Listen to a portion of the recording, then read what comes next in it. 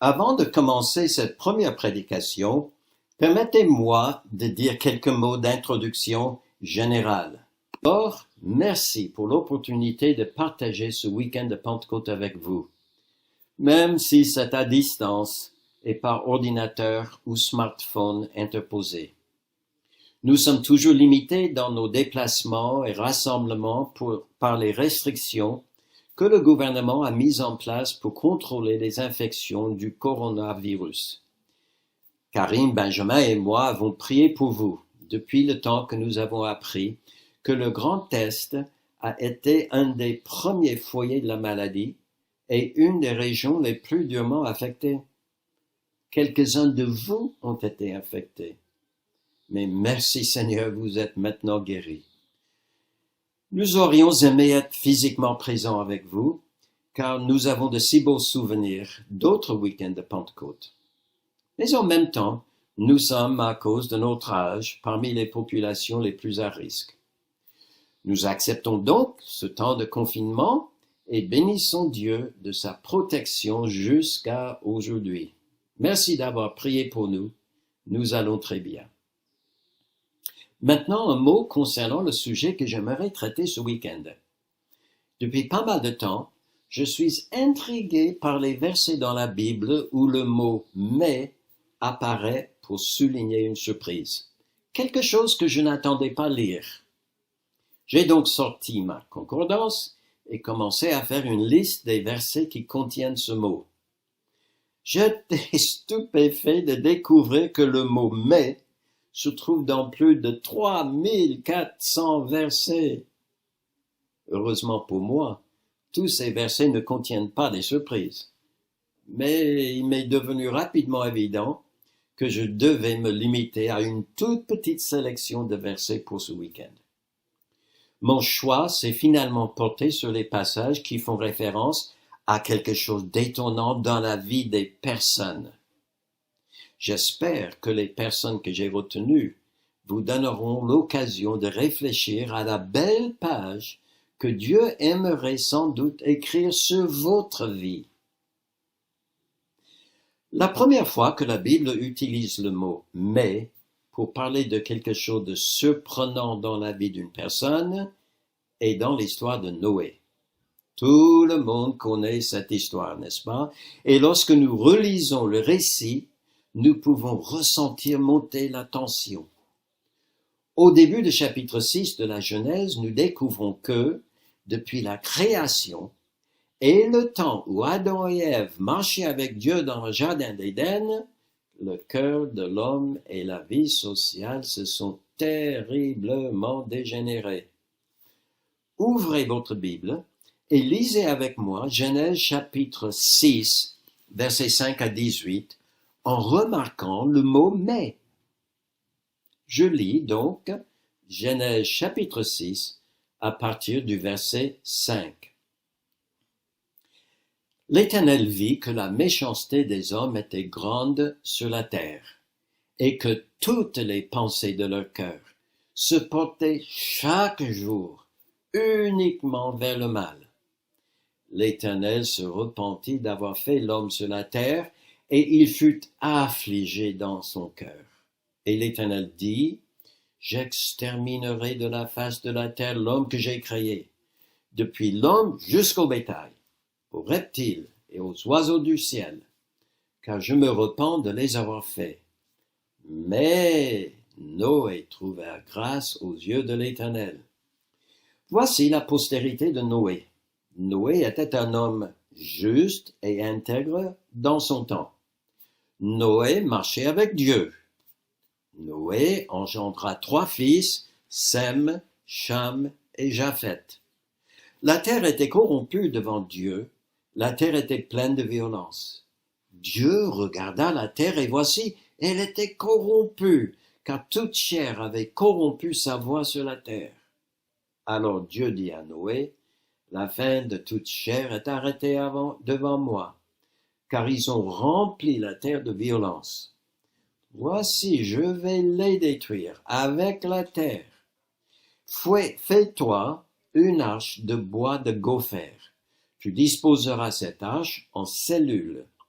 et tu l'enduiras de poids en dedans, et en dehors. Voici comment tu la feras.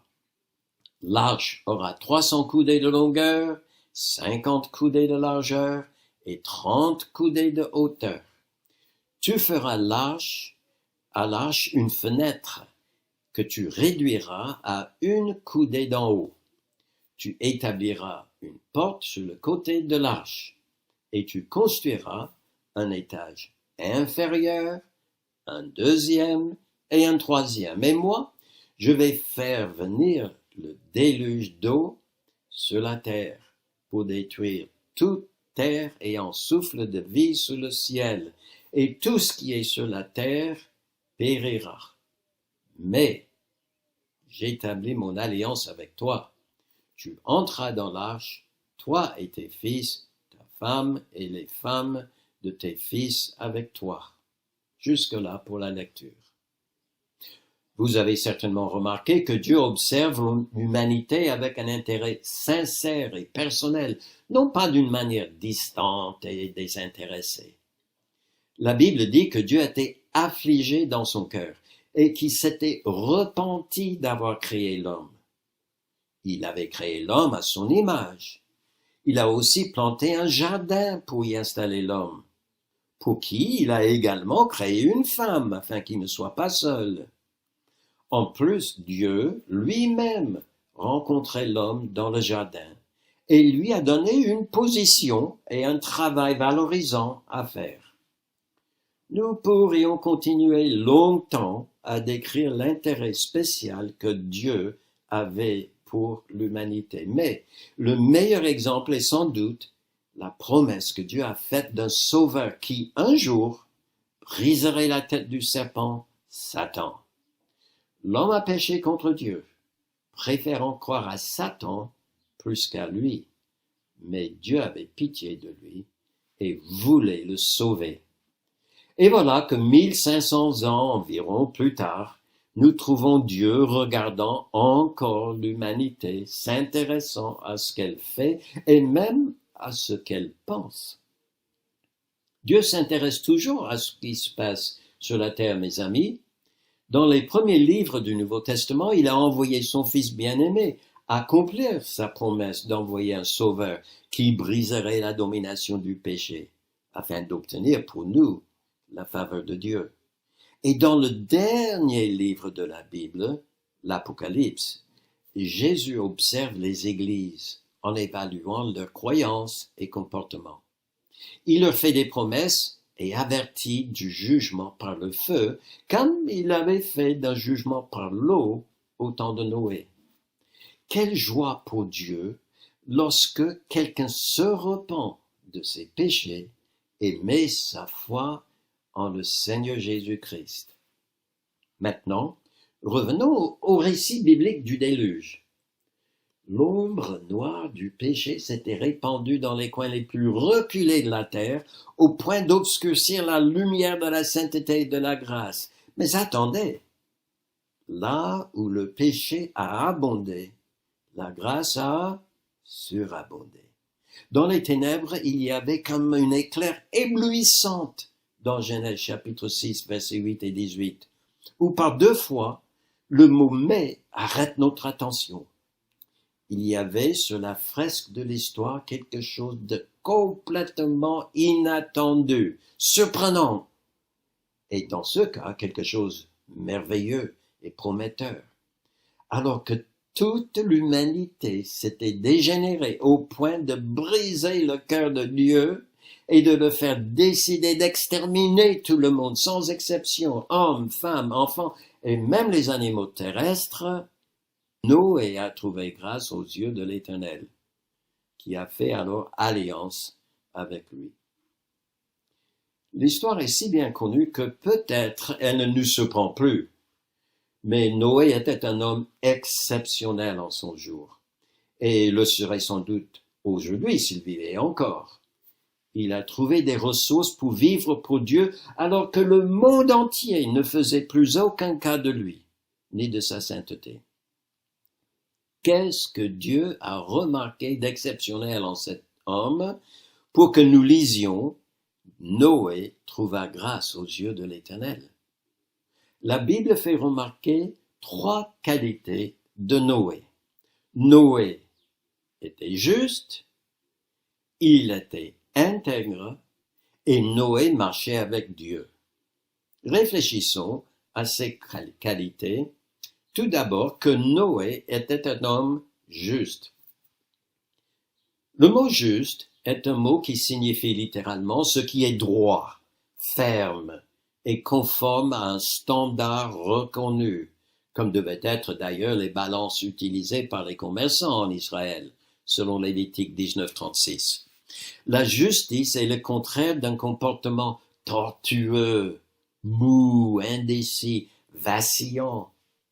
Lorsque nous ouvrons notre Bible, nous découvrons qu'une personne juste est quelqu'un qui est sans iniquité, Deutéronome 32:4. Quelqu'un d'innocent, Job 12:4. Intègre, Proverbe 20:7. Et qui pratique la justice avec joie, Proverbe 21:15. Dans Proverbe 4, verset 18, nous lisons au sujet du juste que son sentier est comme la lumière resplendissante, dont l'éclat va croissant jusqu'au milieu du jour. Mais cela ne veut pas forcément dire que tout ira toujours bien pour lui. Selon le psaume 37, verset 12, je cite, « Le méchant forme des projets contre le juste, qui peut alors être opprimé, selon Amos, condamné en justice, selon les Proverbes, et périr dans sa justice même, Ecclésiaste 7, 15. Car on peut verser son sang injustement, comme raconte Jérémie dans ses Lamentations, chapitre 4, verset 13. Mais Proverbe 24, 16 dit, il peut tomber 7 fois et il se relève. Et selon Proverbe 10, verset 7, sa mémoire est en bénédiction. Pourtant, la Bible affirme que il n'y a sur la terre point d'homme juste qui fasse le bien et qui ne pêche jamais. Ecclésiaste 7, 20. Noé n'était donc pas parfait, mais il tendait vers la justice, alors que ses contemporains mijotaient constamment la violence et la méchanceté. Alors, Dieu a fait grâce à Noé. Mais laquelle? Pour trouver la réponse à cette question, demandez-vous comment Noé a pu rester juste dans un monde totalement corrompu et tourné vers la violence, et ça pendant longtemps. Comment a-t-il pu ne pas céder à la tentation de faire comme les autres? De recevoir au moins pour un instant leur approbation? Comment a-t-il pu discerner les pièges que le méchant dresse toujours devant le juste? Ésaïe 26, verset 7 répond en disant « Toi qui es juste, parlant de Dieu, tu aplanis le sentier du juste. » Dieu aime ceux et celles qui cherchent à être justes comme lui. Si nous sommes déterminés à suivre les commandements de Dieu, nous pouvons compter, chers amis, sur lui d'aplanir notre sentier, c'est-à-dire faciliter notre vie. Et c'est ce pourquoi nous pouvons prier tous les jours. C'est ce que l'Éternel a fait pour Noé. Il ne lui a pas seulement dit de construire une arche, un moyen d'être sauvé de ce déluge, mais il lui en a donné aussi des instructions précises. Et au moment voulu, a fait venir les animaux et a lui-même fermé la porte de l'arche. Habakkuk, chapitre 2, verset 4 dit que le juste vit par la foi. Et c'est ce que nous lisons dans Hébreux, chapitre 11, verset 7 au sujet de Noé. Je cite, « C'est par la foi que Noé, divinement averti des choses qu'on ne voyait pas encore et saisi d'une crainte respectueuse, construisit une arche pour sauver sa famille. » Dieu a aplani le sentier de Noé pour qu'il reste juste dans un monde totalement corrompu et puisse préparer le moyen de salut pour sa famille. Dieu vient aussi à notre secours, chers amis, Si nous lui faisons confiance et cherchons à vivre selon la justice, au travail, à l'école, dans nos foyers et voisinages, chers amis, ne vous privez pas de cette grâce de Dieu. La deuxième qualité que Dieu a remarquée chez Noé était qu'il était un homme intègre. En hébreu, ce mot désigne ce qui est complet, sans défaut, innocent. C'est le mot qui décrit les victimes offertes à Dieu sur l'autel. Selon Lévitique chapitre 22, versets 21 et 22, ces victimes devaient être sans défaut physique, c'est-à-dire un animal qui n'était pas, je cite, aveugle, estropié ou mutilé, qui ait des ulcères, la gale ou une dartre. Dieu a créé un monde où tout était bon à ses yeux. C'est ce qu'il recherche encore aujourd'hui. Puis dans 1 Samuel chapitre 14, versets 40 à 46, le roi Saül était contrarié parce que quelqu'un avait désobéi à son ordre de ne pas manger pendant le combat. Vous vous souvenez de cette histoire, je crois. Il ne savait pas que c'était son propre fils Jonathan qui l'avait fait. Il a demandé donc que, pour faire connaître la vérité, on tire au sort, ce qui traduit dans le texte l'expression « donner un sort intègre ». L'intégrité est donc associée à la vérité, comme aux choses qui sont sans défaut. Nous pouvons résumer l'intégrité donc de Noé en disant que, selon Dieu, il était honnête et cherchait à vivre sans reproche. Ce n'était pas sans doute pas facile à faire quand personne, en dehors de sa propre famille, vivait comme lui. Il ne trouvait aucun encouragement, aucun soutien humain. Mais Noé trouva grâce aux yeux de l'Éternel. Et encore, je demande laquelle? Parlant de l'intégrité, 2 Samuel 22, 33 dit « Il me conduit dans la voie droite ». Oui, Dieu a plani le sentier du juste, on l'a vu. Mais il nous conduit aussi dans l'intégrité. C'est la grâce de Dieu qui a planifié le sentier de Noé et puis l'a dirigé dans ce chemin, main dans la main, pour que, toute sa vie, il puisse marcher dans l'intégrité comme il devait le faire, sans appui dans la société. Nous avons tous fait l'expérience de demander des directions dans une ville que nous ne connaissions pas. Si nous tombons sur la bonne personne, elle peut aplanir notre sentier en nous donnant des directions précises, peut-être en dessinant une petite carte. Mais quel réconfort quand elle ajoute « Attendez une minute, je monterai dans la voiture avec vous pour vous diriger. » Quelle grâce, mes amis, de savoir que Dieu veut monter dans la voiture avec nous. C'est ce qu'il a fait avec Noé, qui était accompagné par Dieu pendant la construction de l'arche et même dans l'arche pendant le déluge. Ce n'est donc pas étonnant de lire au sujet de Noé que, et c'est sa troisième qualité, que Noé marchait avec Dieu. C'est à la fois l'explication et la conséquence de la vie de cet homme exceptionnel. Sans marcher avec Dieu, Noé n'aurait jamais pu mener sa vie juste et intègre. Et puisqu'il y tendait, Dieu consentait d'avoir cette intimité avec lui. Seuls 3 hommes dans la Bible sont remarqués d'avoir marché avec Dieu.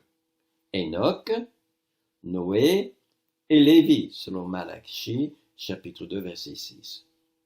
L'expression n'est pas commentée, mais marcher avec Dieu sous-entend être en communion avec lui, cherchant à faire ce qui lui plaît. Amos, chapitre 3, verset 3 dit bien « 2 hommes marchent-ils ensemble sans s'être concertés ?» En marchant avec Dieu, Noé confessait sans doute ses faiblesses et demandait que Dieu le fortifie pour résister à la tentation de faire comme tout le monde et pour trouver la voie juste et intègre. Pouvez-vous dire, cher ami, que vous marchez avec Dieu? Marcher avec Dieu est à la fois une habitude à prendre aujourd'hui et une promesse pour l'avenir. Votre cœur est comme la GPS de votre voiture. Vous la réglez selon la destination voulue, justice, intégrité, mais il peut arriver pour une raison ou une autre que malgré tout, vous fassiez fausse route. Chers amis, avez-vous au moins réglé la GPS de votre cœur sur la rue de l'intégrité, dans la ville de la justice?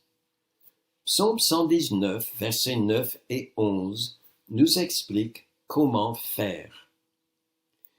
Posons la question, comment le jeune homme rendra-t-il pur son sentier? Et on donne la réponse, en se dirigeant selon ta parole. Et puis il prend la résolution, je serre ta parole dans mon cœur afin de ne pas pécher contre toi. Si vous réglez votre cœur sur la parole de Dieu, elle vous ramènera sur le bon chemin lorsque vous faites fausse route. Supportez bien ces corrections, car Dieu nous châtie pour notre bien. Et ce châtiment, selon Hébreux 12, 11, je cite, produit plus tard pour ceux qui ont été ainsi exercés un fruit paisible de justice. Ah, le fruit paisible de la justice. Voilà la bonne destination. Prenez, chers amis, l'habitude de régler votre GPS selon la parole de Dieu tous les jours. C'est une habitude à prendre. Mais marcher avec Dieu est aussi une promesse. Dans Apocalypse 3, verset 4, Jésus dit au sujet de certains membres de l'église de Sardes, je cite, « Tu as à Sardes quelques hommes qui n'ont pas souillé leurs vêtements. Ils marcheront avec moi en vêtements blancs, parce qu'ils en sont dignes. » Quel bonheur, mes amis! Nous pouvons supporter les cailloux et les nids de poules sur notre chemin aujourd'hui, même quand nous devons vivre contre le courant de la société générale, sachant que notre destination est de marcher avec notre Sauveur en vêtements blancs. Noé trouva grâce aux yeux de l'Éternel. En ce temps-là, une seule personne recevait cette grâce. Quel homme exceptionnel, n'est-ce pas?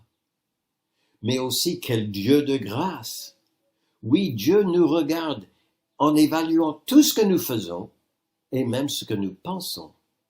Et son regard, mes amis, est bienveillant, accompagné de sa grâce, si nous voulons la saisir. Maintenant, une dernière remarque. Vous avez vu comme moi que Noé n'est pas entré seul dans l'arche. J'imagine que sa femme, ses 3 garçons et leurs épouses étaient eux aussi intègres et justes. Ils n'étaient pas plus parfaits que Noé, non, mais lorsque Noé réglait bien son GPS spirituel et partait sur ce chemin solitaire, sa famille le suivait. Chers frères, votre famille vous regarde et vous suit. Ils peuvent bénéficier de la grâce de Dieu si vous suivez vous-même le Seigneur par la foi. Sinon, vos excuses deviendront probablement les leurs et ils partageront probablement aussi votre destinée. Alors, permettez-moi de vous poser une question. Croyez-vous au Seigneur Jésus-Christ? L'avez-vous confessé comme Sauveur et Seigneur en vous faisant baptiser? Marchez-vous en communion avec Dieu en cherchant sa face quotidiennement dans la parole et la prière? Oui, ce ne sera pas toujours facile. Mais il ne faut pas regarder autour de soi ce que font les autres. Gardez les yeux fixés sur Dieu. Oh, que tous nous puissions trouver grâce aux yeux de l'Éternel.